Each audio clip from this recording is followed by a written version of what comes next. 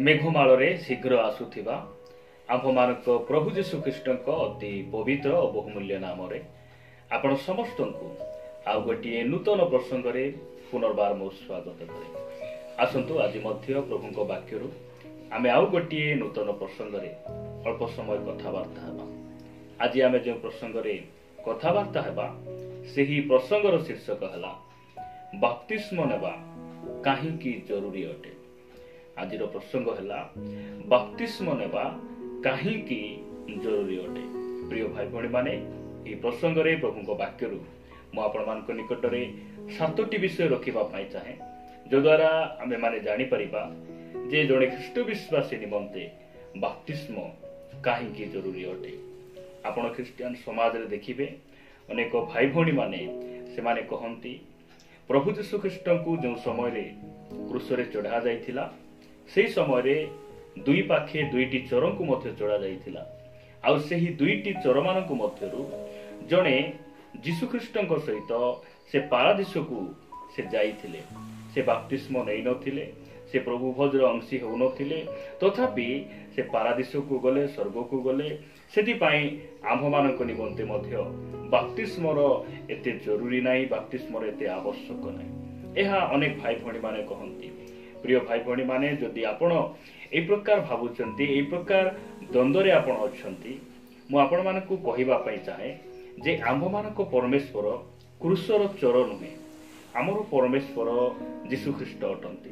एति पई यीशु ख्रीष्ट क्यों क्यों विषय से आम्भ मानकु शिक्षा देइछंती, आज्ञा देइछंती एवं आम मानक आत्मिक जीवन निमंते से क्यों सब विषय गुड़िक से करी देखाई जाई अछंती, से सब विषय आमे देखिबा आवश्यक रहिछि। आसंतु प्रथम विषय आमे वाक्य देखिबा जे बप्तिस्म नेबा जड़े ख्रीष्ट विश्वासी निमंते काहींकी जरूरी अटे। आपण माने मो सहित माथ्यू लिखित सुसमाचार 28 अध्याय को आसीबे। माथ्यू लिखित सुसमाचार 28 अध्याय तार 19 पद मु आम समस्त निमंते पढ़िबा पई चाहे। एठारे प्रकार लिखा जाए, अतएव तुम्भे माने जाई समस्त जातिर लोकंकु पिता पुत्र और पवित्र आत्मा नाम रे बप्तिस्म देई मु तुम्भ मानकु जो जो आज्ञा देई अछि एहा 20 पद सही सबु पालन करिबाकू शिक्षा देई सेमानकु शिष्य कर। आउ देख जुगांत पर्यंत सदा सर्वदा मु तुम्भ मानक संगे संगे अछि। प्रिय प्रभु लोक माने आमे माथ्यू लिखित सुसमाचार 28 अध्याय 19 आ 20 पदरे प्रभु यीशु ख्रीष्टंकर महान आज्ञा विषय आमे देखुछु। एहा हेउची प्रभु यीशु ख्रीष्टंकर महान आज्ञा अटे। आउ प्रभु यीशु ख्रीष्ट चाहंती बा परमेश्वर चाहंती आमे जेपरि ताहांकर महान एवं संपूर्ण आज्ञा को आम जीवन रे कोन करिबा सफल करिबा। जड़े ख्रीष्ट विश्वासी भाव रे बप्तिस्म एथिपाई जरूरी अटे कारण एही बप्तिस्म यीशु ख्रीष्टंकर आज्ञा अटे, महान आज्ञा अटे। यीशु ख्रीष्टंकर परामर्श अनुमति किबा ताहांकर उपदेश नुहे, एहा ताहांकर आज्ञा अटे। प्रिय प्रभु लोक माने एहा मंडलीर परंपरा नुहे, एहा विधि विधान नुहे, एहा मनुष्य माने करिथिबा नियम नुहे, कोनसी मंडलीर विधि नुहे। एहा स्वर्गर नियम अटे।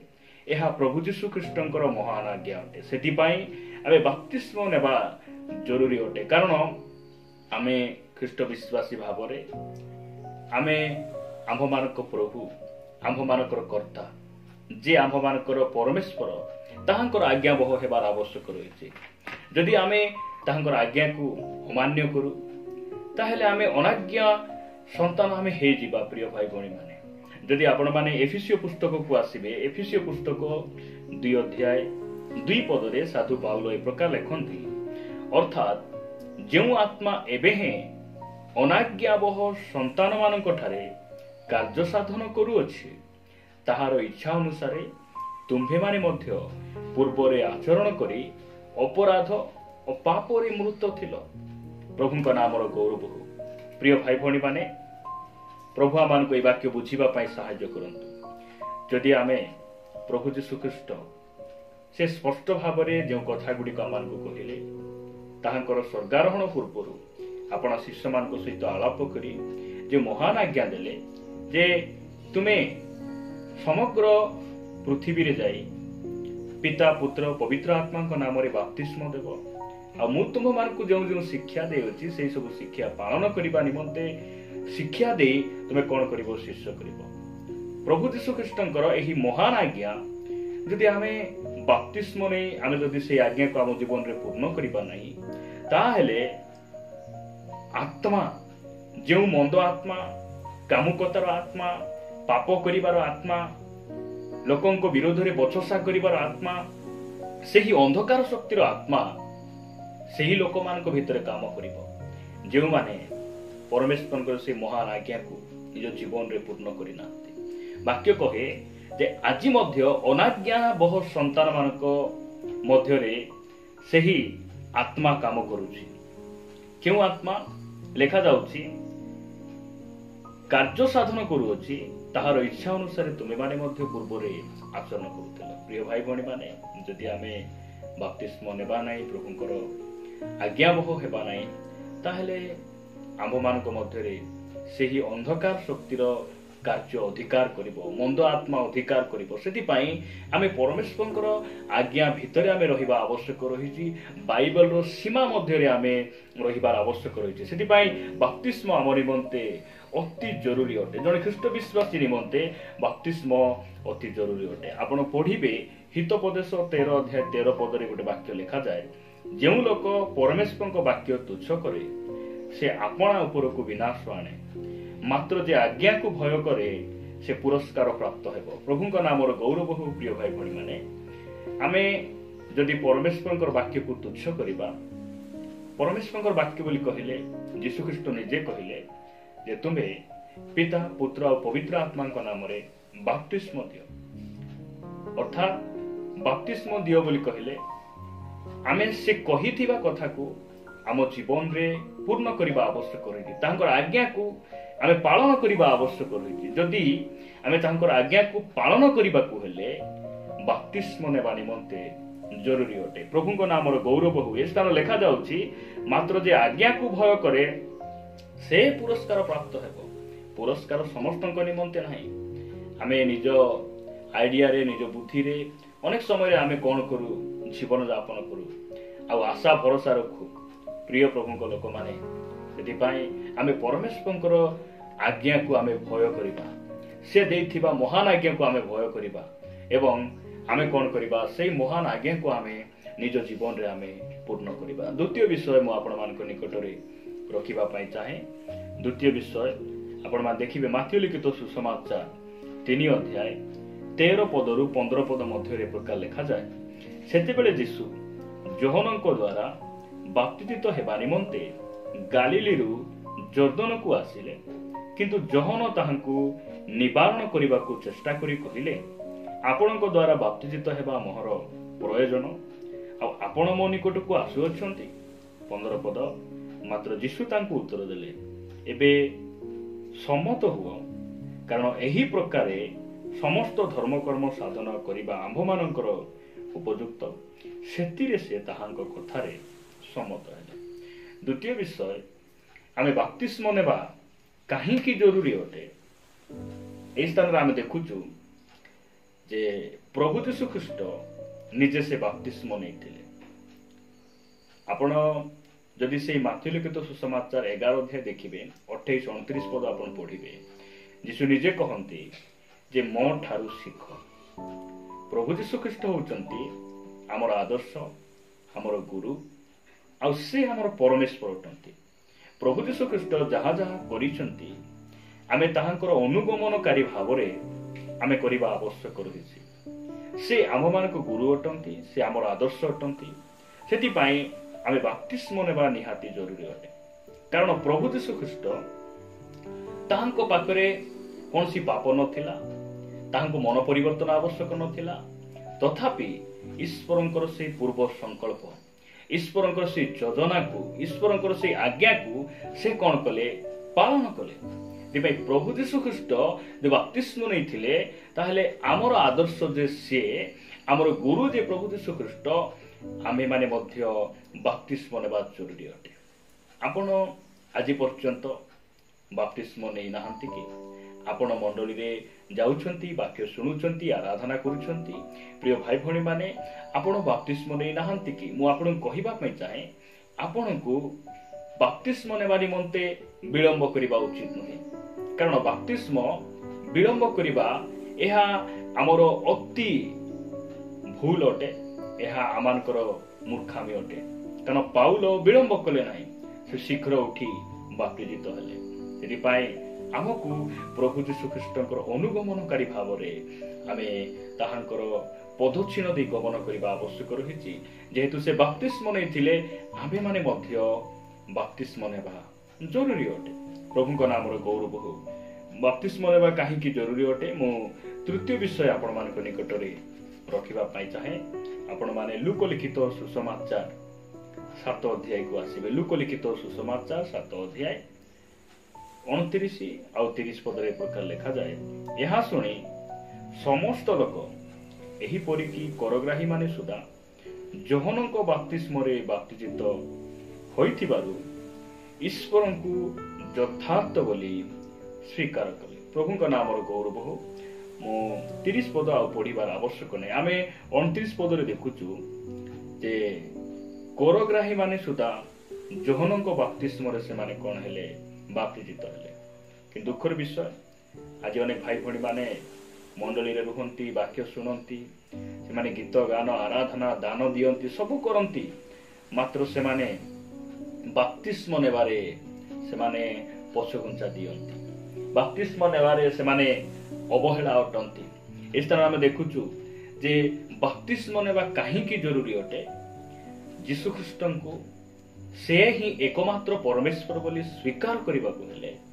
जने विश्वासी बाप्तिस्म नेबा आवश्यक रही बाप्तिस्म नेबा काहे की जरूरी अटे जने व्यक्ति प्रभु यीशु ख्रीष्ट है ठीक से ही यथार्थ से ही वास्तव परमेश्वर बोली स्वीकार करबा को हेले बाप्तिस्म नेबा निहाती जरूरी अटे जदि आज जाए आमे बाप्तिस्म नै नाहु ताहले आमे परमेश्वर को यथार्थ बोली आज पर्यंत आमे स्वीकार करिना कारण अनेक भाई भणी माने से माने भावंती कोनोसी आत्मिक जीवन रे सेमानकर दुर्बलता थाए लुकाहित भाव रे से माने किछि पाप रे लिप्त थांती सेति पाए से माने बाप्तिस्म निमंते आगो को आसी पारंती नै एहार अर्थ नुहे जे आपण पाप रु बंची गले आपण नरक रु बंची गले प्रिय भाई भणी माने एहा होछि परमेश्वर को यथार्थ बोली स्वीकार न करिबार चिन्ह हला आमे बाप्तिस्म नेबा निमंते आगो को आसुना प्रभु आमान को सहायता करंतु पापरु मंदरु फेरी आसीबा पाए आमान को अनुग्रह करंतु आमे जेपरि संपूर्ण भाव रे जगतरु पृथक हे आमे बाप्तिस्म निमंते आगो को आसीबा मु आपण मान को निकट रे चतुर्थ विषय रखिबा पाई चाहे जे बाप्तिस्म जने विश्वासी निमंते काहे की जरूरी अटे आपण देखिबे चतुर्थ विषय प्रेरित पुस्तक 2 अध्याय 41 पद लिखा जाए सेथिरे जो माने ताहांको वाक्य ग्रहण कले से माने बाप्तिजित हेले आ सेही दिन प्राय 300 लोक मंडली सहित संयुक्त हेले प्रभुଙ୍କ नामर गौरव मंडली सहित संयुक्त हेबाकु हेले जने विश्वासी जने ख्रिस्टियन भाई भणी बाप्तिस्म नेबा निहाती जरूरी अटे मंडली सहित संयुक्त हेबाकु हेले जने विश्वासी निमंते बाप्तिस्म जरूरी अटे मंडली बोली कहले आज अनेक भाई भणी माने से माने घर को बुझछंती ताहा तो मंडली नुहे ताहा होची मंडली गृह उपासना स्थल बोली आमे कहू ताहा मंडली गृह मात्र मंडली घर नुहे मंडली आम्भे माने अटु आउ मंडलीर मस्तक होचंती प्रभु यीशु ख्रीष्ट आम्भे माने समस्त अंग प्रत्यंग ताहांकर शरीर अटु आ यीशु ख्रीष्टंकर शरीरर गोटे अंग हेबाकु हेले मंडलीर गोटे सभ्य हेबाकु हेले बाप्तिस्म जने विश्वासी निमंते जरूरी अटे जे पर्यंत जने विश्वासी बाप्तिस्म नै न थाए से पर्यंत से ख्रीष्टंक शरीरर गोटे अंग होई पारे नै से प्रभु भद्र अंश होई पारे नै सेति पाई प्रिय भाई भणी माने हमकु बाप्तिस्म निहाती जरूरी अटे जने विश्वासी निमंते मु आपण मान को निकट रे पंचम विषय रखिबा पई चाहे आपण माने मो सहित ପ୍ରେରିତ ପୁସ୍ତକ 8 ଅଧ୍ୟାୟକୁ ଆସିବେ। ପ୍ରେରିତ ପୁସ୍ତକ 8 ଅଧ୍ୟାୟ ତାର 9 ପଦରୁ ମୁଁ ଆଗକୁ ପଢୁଛି। ଲେଖାଯାଏ, କିନ୍ତୁ ସିମୋନ ନାମକ ଜଣେ ଲୋକ ଏଥିପୂର୍ବେ ସେହି ନଗରରେ କୁହୁକ କର୍ମ କରି ନିଜକୁ ଜଣେ ମହାପୁରୁଷ ବୋଲି କହି ସମୀରଣୀୟ ଜାତିକି ଆଚମ୍ବିତ କରୁଥିଲା।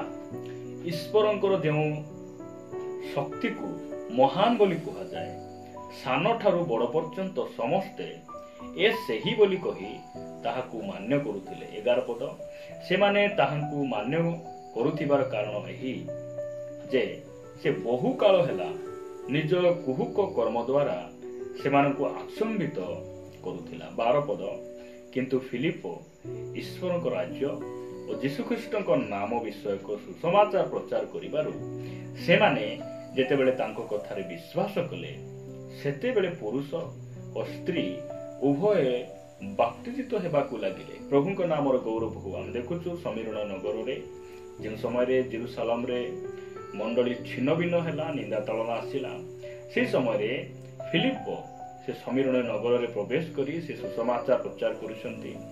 ଆଉ ସେହି ସମୀରଣ ନଗରରେ ଜଣେ କୁହୁକ କର୍ମକାରୀ, ଜଣେ ମନ୍ତ୍ରଜ୍ଞ, ଜଣେ ଗୁଣୀ ଗାରେଡ଼ି କରିବା ଜଣେ ବ୍ୟକ୍ତି ଥିଲେ। ସେହି ଲୋକ ଯୀଶୁଖ୍ରୀଷ୍ଟଙ୍କର ବାକ୍ୟ ଶୁଣି ସେ ପରିବର୍ତ୍ତନ ହେଲେ, ଯୀଶୁଙ୍କ ଠାରେ ସେ ବିଶ୍ୱାସ କଲେ।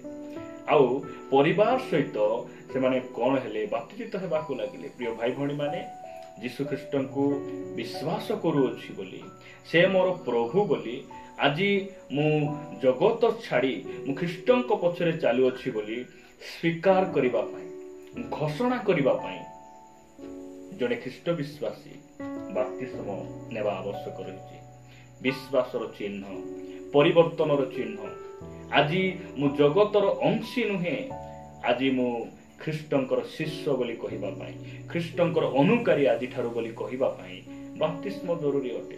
ମୁଁ ପାପ ପ୍ରତି ମୃତ ହୋଇଗଲି, ମୁଁ ଖ୍ରୀଷ୍ଟଙ୍କ ଠାରେ ଜୀବିତ ଅଛି, ଖ୍ରୀଷ୍ଟ ମୋ ମଧ୍ୟରେ ଜୀବିତ ଅଛନ୍ତି, ଏହି କଥାକୁ ଘୋଷଣା କରିବା ପାଇଁ, ଏହାକୁ ପ୍ରମାଣିତ କରିବା ପାଇଁ ଜଣେ ବିଶ୍ୱାସୀ ବାପ୍ତିସ୍ମ ନେବା ଆବଶ୍ୟକ ରହିଛି। ଦୁଷ୍ଟ ଆତ୍ମାଙ୍କ ସମ୍ମୁଖରେ, ମୁକ୍ତ ଆକାଶ ତଳେ ମଣ୍ଡଳୀ ସମ୍ମୁଖରେ ଠିଆ ହେଇ ସେହି ବିଶ୍ୱାସର ସେ ଚିହ୍ନକୁ, ସେହି ପରିବର୍ତ୍ତନର ସେ ଚିହ୍ନକୁ ପ୍ରମାଣିତ କରିବା ପାଇଁ, ଘୋଷଣା କରିବା ପାଇଁ ବାପ୍ତିସ୍ମ ନିହାତି ଆବଶ୍ୟକ ରହିଛି। ସେହି କୁହୁକ କର୍ମକାରୀ ସେ ଯୀଶୁଖ୍ରୀଷ୍ଟଙ୍କୁ ବିଶ୍ୱାସ କଲେ, ଆଉ ସମସ୍ତଙ୍କ ଆଗରେ ସେ ବାପ୍ତିସ୍ମ ଗ୍ରହଣ କଲେ।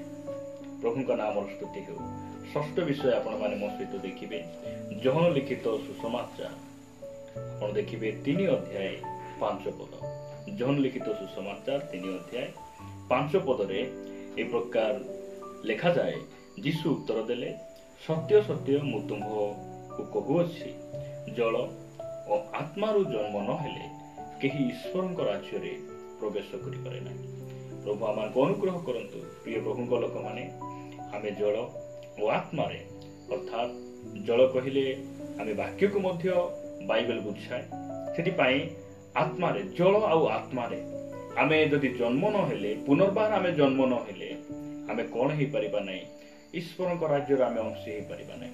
କାରଣ ଏହା ଈଶ୍ୱରଙ୍କର ଆଜ୍ଞା ଅଟେ, ଆଉ ଏହି ଆଜ୍ଞାକୁ ଆମେ ଖ୍ରୀଷ୍ଟ ବିଶ୍ୱାସୀ ଭାବରେ ଆମେ ପାଳନ କରିବା ଆବଶ୍ୟକ ରହିଛି, ମାନିବା ଆବଶ୍ୟକ ରହିଛି। ଏହା ଆମ ନିମନ୍ତେ ଜରୁରୀ ଅଟେ। ଲେଖାଯାଏ, ସ୍ପଷ୍ଟ ଭାବେ ଲେଖାଯାଏ, ଜଳ ଆଉ ଆତ୍ମାରେ ତୁମେ ଜନ୍ମ ନ ହେଲେ ତୁମେ ଈଶ୍ୱରଙ୍କ ରାଜ୍ୟରେ ପ୍ରବେଶ କରିପାରିବ। ଈଶ୍ୱରଙ୍କ ରାଜ୍ୟରେ ପ୍ରବେଶ କରିବାକୁ ହେଲେ ଆମକୁ ବାପ୍ତିସ୍ମ ନିହାତି ଜରୁରୀ ଅଟେ। ପ୍ରଭୁ ଆମକୁ ଅନୁଗ୍ରହ କରନ୍ତୁ। ଶେଷ ବିଷୟ ଦେଖି ଆମେ ସମାପ୍ତ କରିବା।